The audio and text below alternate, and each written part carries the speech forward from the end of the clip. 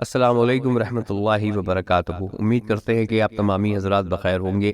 اللہ اور اس کے پیارے حبیب نبی کریم صلی اللہ تعالیٰ علیہ وسلم کے صدقے تو فیض۔ بنا وقت کو ضائع کرے ڈائریکٹ موضوع کی طرف آتے ہیں۔ یہ ویڈیو آپ سے گزارش ہے، اسے ڈاؤن لوڈ کر کے اپنے پاس ضرور رکھیے گا۔ اب یہ مت کہیے گا کہ اس کو ڈاؤن لوڈ کیسے کریں، کیونکہ یہ تو بچہ جانتا ہے کہ یوٹیوب سے ویڈیو ڈاؤن لوڈ کیسے کرے جا سکتے ہیں۔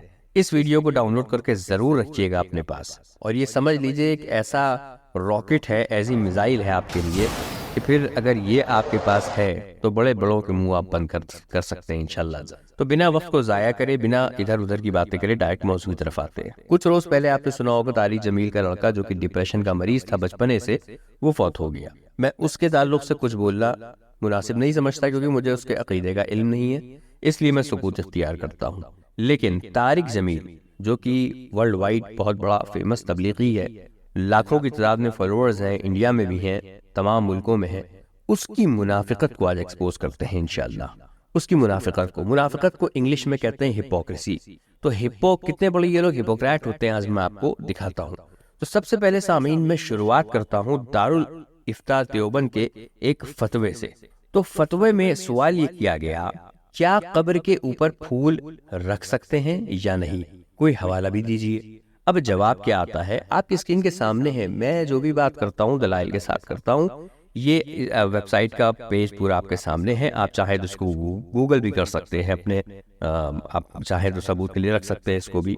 بہرحال تو سوال کیا گیا، کیا قبر کے اوپر پھول رکھ سکتے ہیں یا نہیں؟ کوئی حوالہ بھی دے دیجئے۔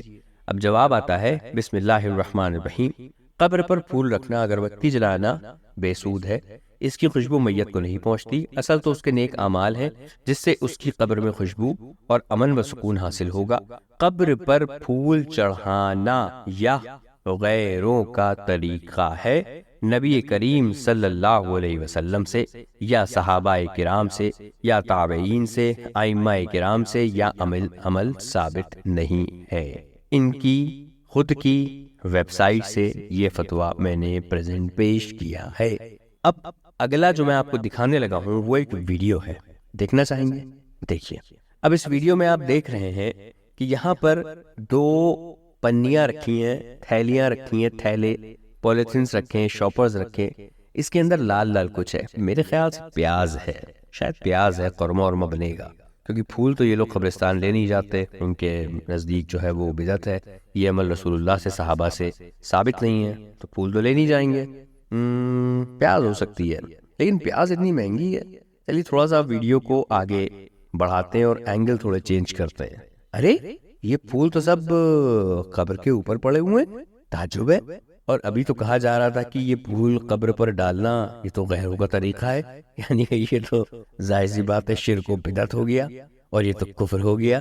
بریلوی اگر کوئی جا کے قبر پر ڈالتا ہے تو کہا جاتا ہے کہ یہ تو شرک ہے، بدعت ہے، تو بھیا اس سے یہ بھی بچے نہیں، زد میں آ گئے، طارق جمیل بابو آ گئے۔ اب اگر کوئی کہے کہ نہیں کسی نے ڈال دیا تھا، طارق جمیل اتنے بڑے نیتا ہیں اپنے سموہ کے، روکا کیوں نہیں؟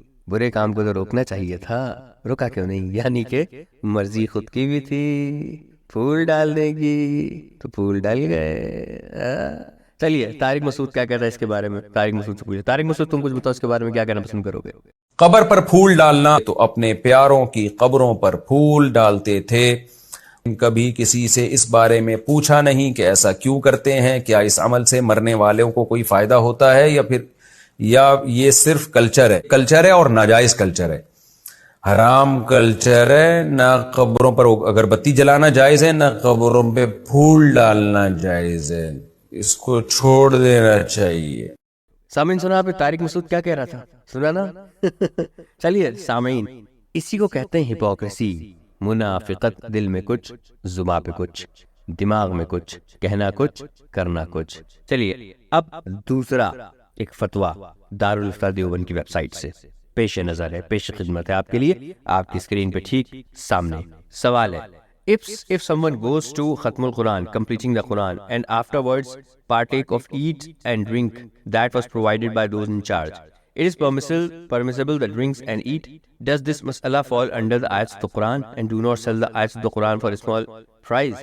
Please keep in mind that one in charge is not cooking with the intention of payment for tilawat. سوال بہت طویل ہے، لمبا ہے، اور جواب اس سوال کے برعکس ہے، الٹا ہے. تو ہم پہلے تو آپ کو سوال سمجھا دیتے ہیں.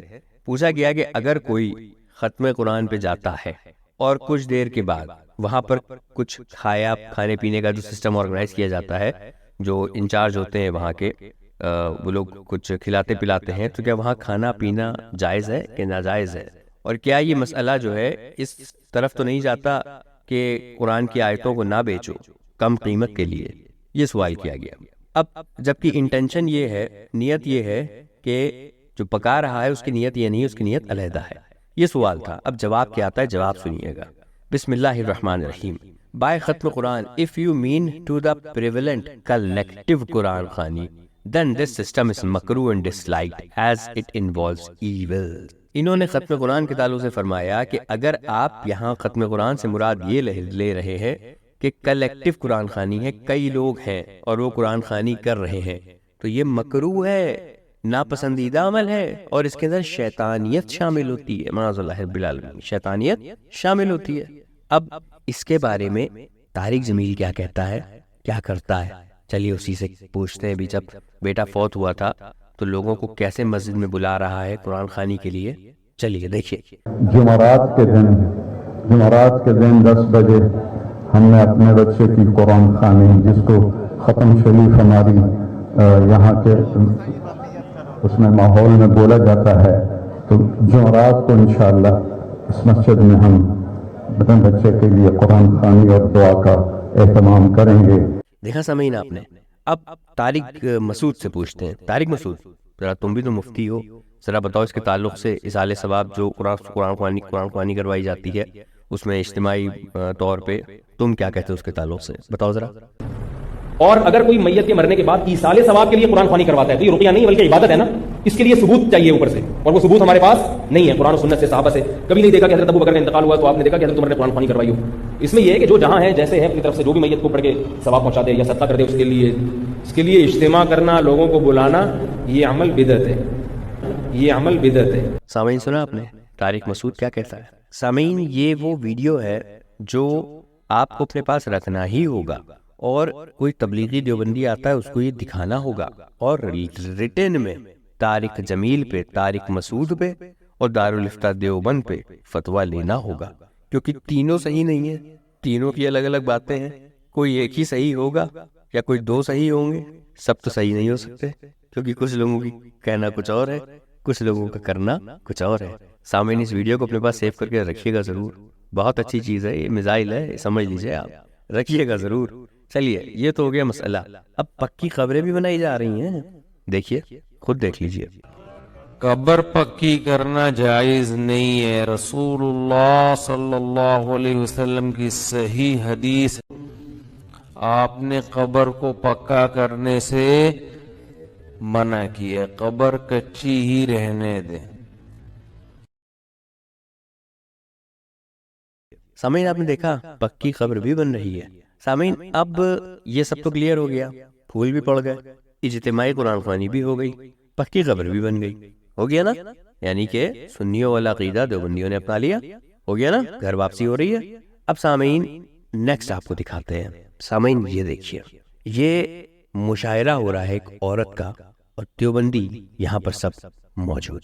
سوچئے ان سے اپنے بچوں کو آپ تربیت دلوا رہے ہیں، کہاں لے جائیں گے، کیا سکھائیں گے، منافق بنائیں گے؟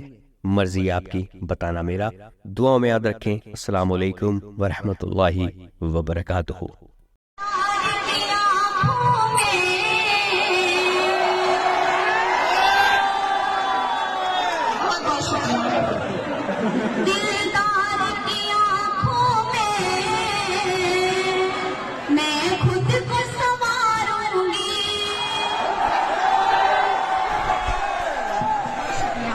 Stop!